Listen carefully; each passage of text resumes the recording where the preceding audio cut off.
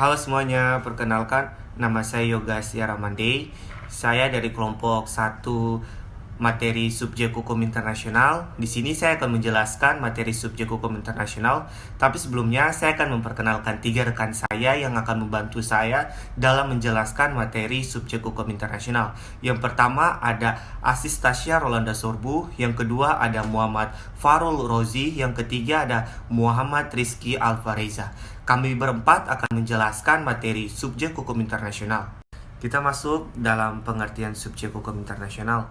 Menurut Iwayang Partiana, subjek hukum internasional adalah pemegang dan pendukung hak dan kewajiban menurut hukum internasional, dan setiap pemegang dan pendukung hak dan kewajiban menurut hukum internasional adalah subjek hukum internasional. Bisa kita artikan bahwa sebuah pihak atau lembaga atau organisasi yang memiliki hak dan kewajiban dalam pergaulan internasional dapat diartikan sebagai subjek hukum internasional itu sendiri. Oke, di sini saya ingin melanjutkan materi tentang syarat subjek hukum. Ada beberapa syarat subjek hukum seperti yang pertama, mampu mendukung hak dan kewajiban internasional. Yang kedua, memiliki kekebalan dari pengaruh atau penerapan yurisdiksi nasional suatu negara. Yang ketiga, mampu menjadi pihak dalam pembentukan perjanjian internasional. Yang keempat, memiliki kemampuan untuk melakukan penuntutan terhadap pihak yang melanggar kewajiban internasional. Yang kelima, mampu melakukan tindakan tertentu yang bersifat internasional. Dan yang keenam, dapat menjadi anggota dan berpartisipasi dalam keanggotaan suatu organisasi internasional. Selanjutnya ada 6 subjek hukum internasional. Yang pertama, negara. Negara masuk dalam hukum internasional menurut Konvensi Montevideo pada tahun 1949. Kualifikasinya antara lain yaitu penduduk tetap, wilayah tertentu, pemerintah, dan kemampuan dalam mengadakan hubungan dengan negara lain. Selanjutnya yang kedua, organisasi internasional memiliki beberapa klasifikasi menurut Theodore A. Columbus dan James H. Wolfe. Yang ketiga, Palang Merah Internasional. Palang Merah Internasional adalah salah satu jenis dari organisasi internasional. Keberadaan Palang Merah Internasional dalam hubungan serta hukum internasional menjadi suatu yang sangat unik dan juga menjadi sesuatu yang strategis. Yang keempat ada Tahta Suci Vatikan.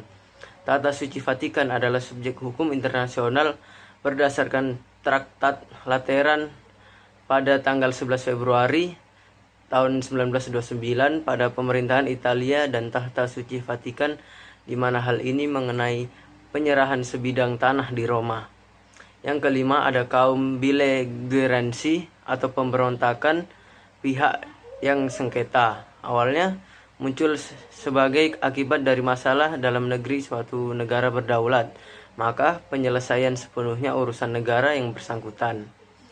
Dan yang keenam atau yang terakhir, individu. Individu adalah perkembangan serta pertumbuhan dari kaidah-kaidah hukum internasional yang memberikan hak-hak dan kewajiban serta tanggung jawab secara individu. Selanjutnya dilanjutkan oleh Muhammad Farul Rozi. Oke, di sini saya akan menjelaskan tentang negara di hukum internasional. Negara dinyatakan sebagai subjek hukum internasional yang pertama karena kenyataannya menunjukkan bahwa yang pertama melakukan hubungan internasional adalah negara. Oke, selanjutnya organisasi internasional. Organisasi internasional adalah suatu organisasi yang dibentuk dengan perjanjian internasional oleh dua negara atau lebih yang terstruktur dan memiliki suatu tujuan, kewenangan, asas, struktur organisasi. Palang Merah Internasional.